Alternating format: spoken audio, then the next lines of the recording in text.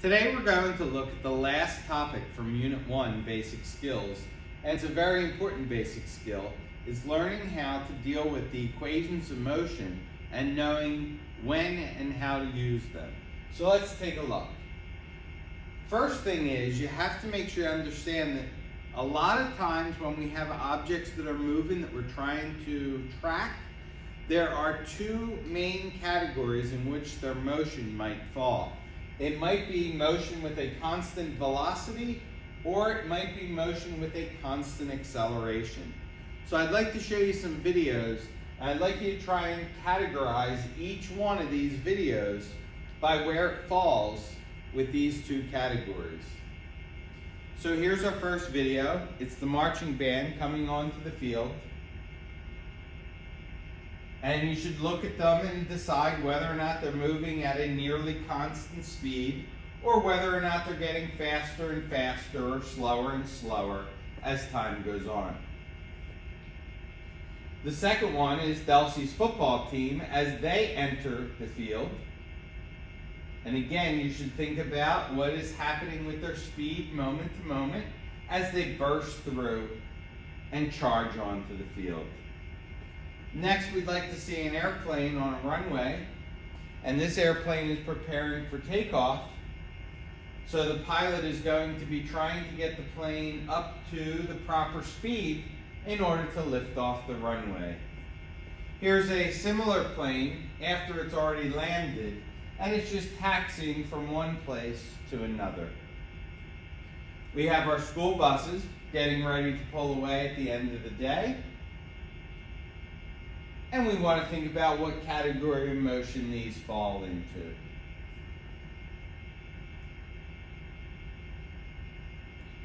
We then have our athlete about to do the long jump. And we want to think about where would we categorize this. So again, all of our different videos belong in one of the two categories. Hopefully, you put the football team as constant acceleration and the marching band as constant velocity. Very distinct. The airplane that was just taxiing along the tarmac to get back to the hangar wasn't getting faster or slower. That motion would be constant velocity. Whereas the plane that was trying to take off needed to get faster and faster each moment, and it belongs under constant acceleration, just like the school bus, and also the athlete who is about to do the long jump. Okay, so that's step one. When confronted with a scenario, you need to know which category of motion it is. Otherwise, there's no hope of getting it right. Okay, so we went through all of these, and now I'd like to look in detail at each of the two types of motion. Here again is our first one.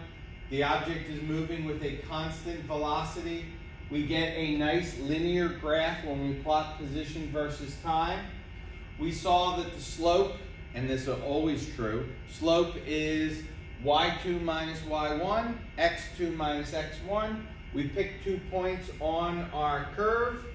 We plug them in as our y2, y1, x2, x1, and we would get the change in the position, that's for the y,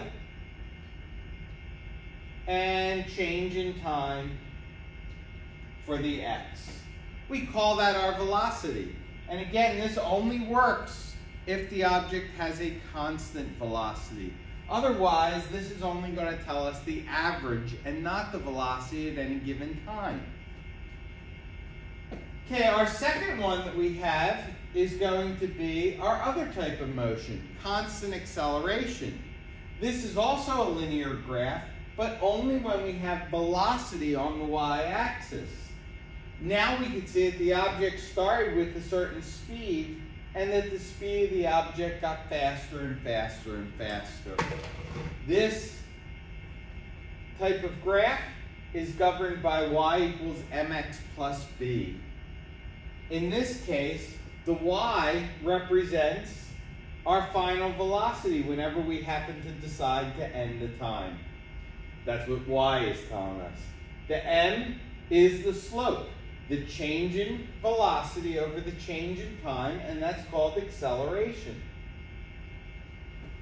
X, you can see, took the place of x is time, and what took the place of b is the y-intercept, which is our initial velocity. So y equals mx plus b becomes velocity final equals acceleration times time plus the initial speed. We rearrange it and we get the first of our three equations of motion. It says final velocity equals initial velocity plus acceleration times time. Okay, our second equation comes from not the graph of velocity versus time, but position versus time for an accelerating object.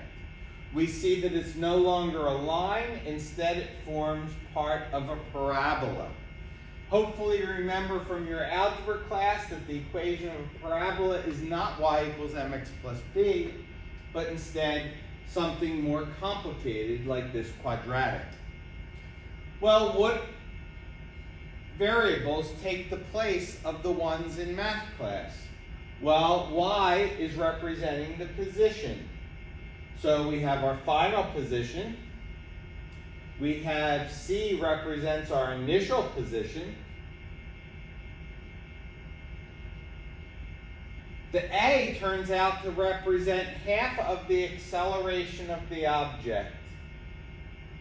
X again is actually time, that's on our x-axis. The b for our parabola turns out to be the initial speed. And once again, x gets replaced with time. Don't worry too much about this complicated transformation of variables. Just know that our final expression arises from moving the xi to the other side.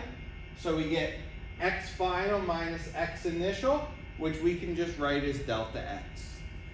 Delta x equals VIT plus 1/2 AT squared.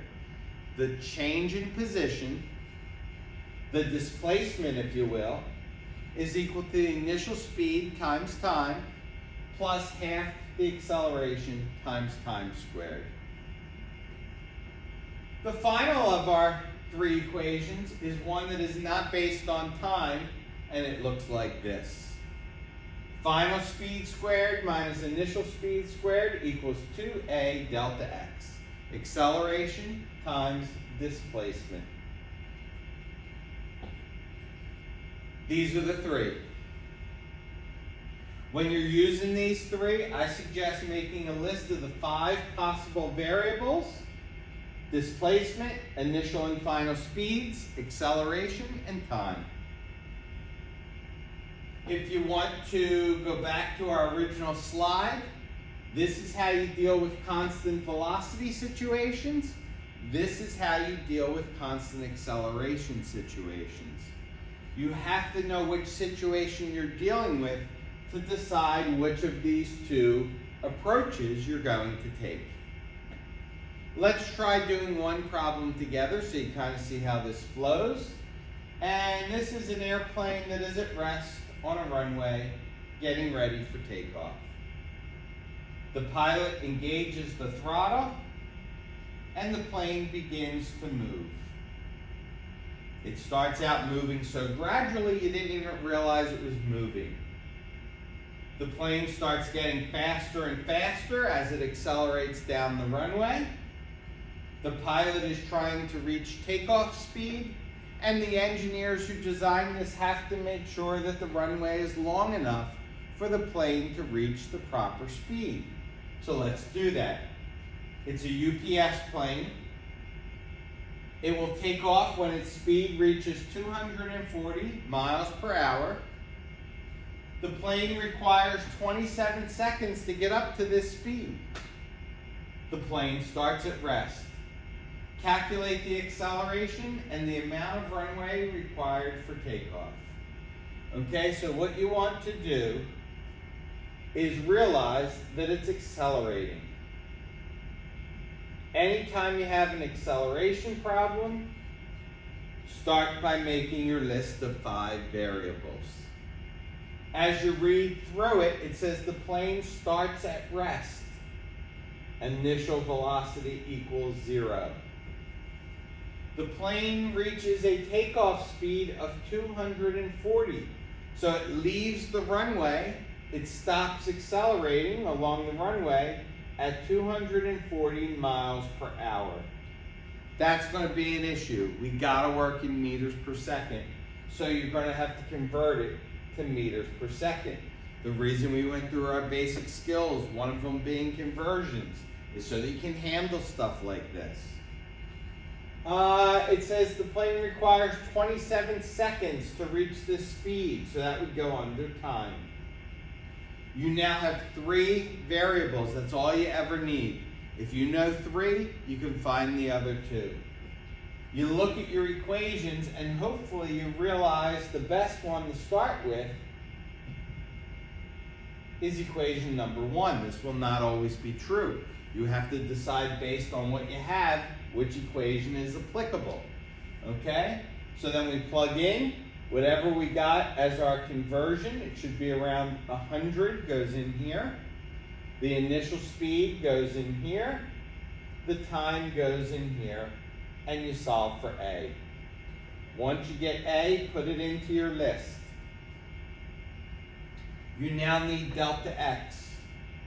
I would suggest using the parabolic equation, the quadratic equation.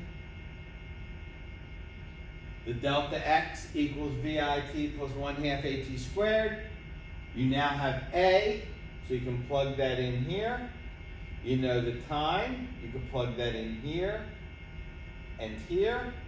And the initial speed is 0, so that's going to make our life a little easier. Solve it for delta x. Realize how important that delta x is. It determines the runway length that is required for this plane to take off successfully. They're not just going to hope for the best. They're going to make sure that the runway that they use is long enough for this plane to take off. I hope this wasn't too hard. We're going to do some more practice with this in the future.